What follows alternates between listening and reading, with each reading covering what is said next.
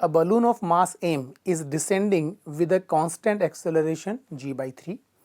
When a mass m is released from the balloon, it start rising with the same acceleration g by 3. The value of m is assuming that volume does not change. It is a very good question. देखिए इसमें थोड़ा सा concept of buoyancy use होगा, buoyant force का concept लगेगा जो आप fluid mechanics में पढ़ते हैं, लेकिन सभी बच्चों को 9th क्लास में थोड़ा सा बॉयंट फोर्स का आइडिया होता है, इसलिए हम इसको सिंपली सोल्व कर सकते हैं। इसका जो फर्स्ट पार्ट है वो ये है कि सपोज़ हमारे पास ये बलून है, मान लेता हूँ इसका मास m है और हमसे कहा जाता है कि इनिशियली जो बलून है वो नीचे आ रहा है और इसका जो एक्सेलरेशन है उस एक्सेलरेशन की value a1 is equals to g by 3 given है। अच्छा, जब कोई भी बलून डाउनवर्ड डायरेक्शन में एक्सेलरेट हो रहा होगा तो उस पर लगने वाले फोर्सेस कौन कौन से होंगे?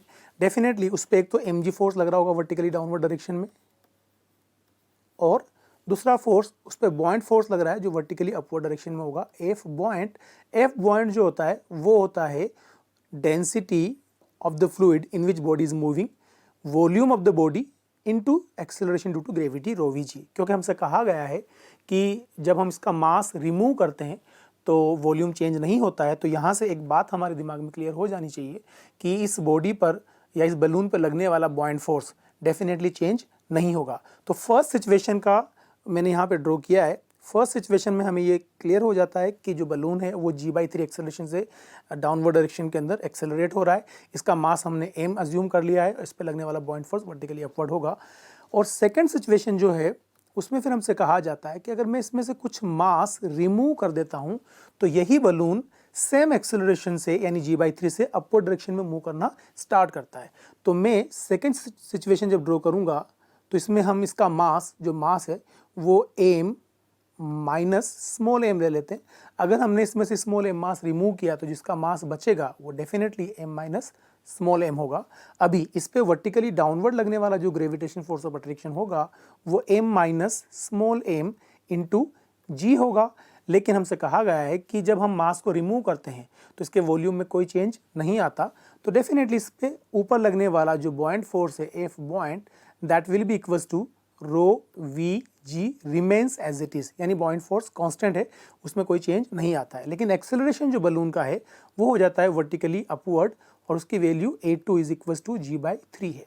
तो हम क्या करते हैं, फर्स्ट और सेकंड दोनों ही सिचुएशंस के अंदर न्यूटन्स लॉ यूज़ करते हैं, सेकंड लॉ ऑफ न्यूटन, और उसको यूज़ करके हम इस क्वेश्चन को सिंप्लीफाइड करके स्मॉल m की वैल्यू कैलकुलेट करेंगे।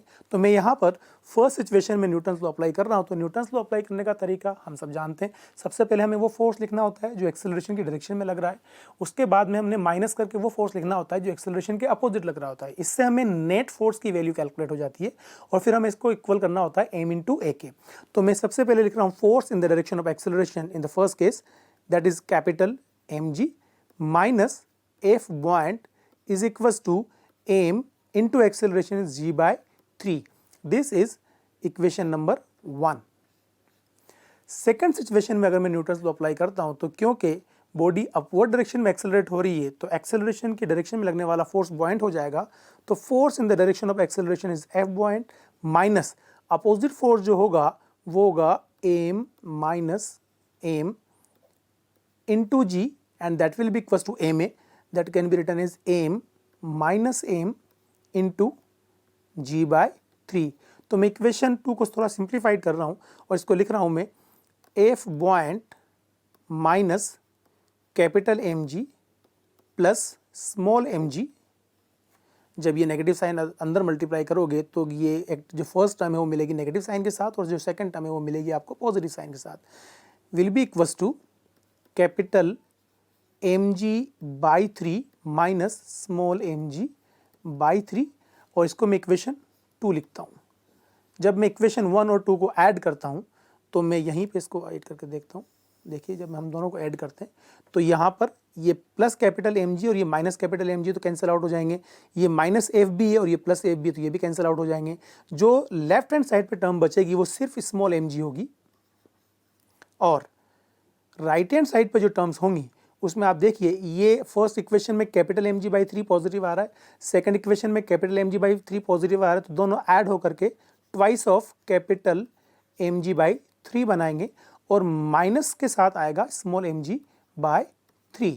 अब इस स्मॉल एम जी बाई 3 को मैं राइट हैंड साइड पर लेके जाता हूँ तो ये बन जाएगा हमारे पास 4 small M G by 3 and it will be equals to 2 times of capital M G by 3। अब यहाँ पर हम ये जो टर्म है हमारे पास, ये स्मॉल एम है, ये कैपिटल एम है, तो यहाँ हम 3 कैंसिल आउट कर देते हैं, यहाँ जी भी कैंसिल आउट हो जाएगा और ये यहाँ पर 2 से 4 जो है वो 2 टाइम्स कैंसिल हो जाएगा और यहाँ से सोल्व करने पर हमें जो स्मॉल एम की वैल्यू मिलेगी that will be equals to capital M by 2। So the value of M should be M by 2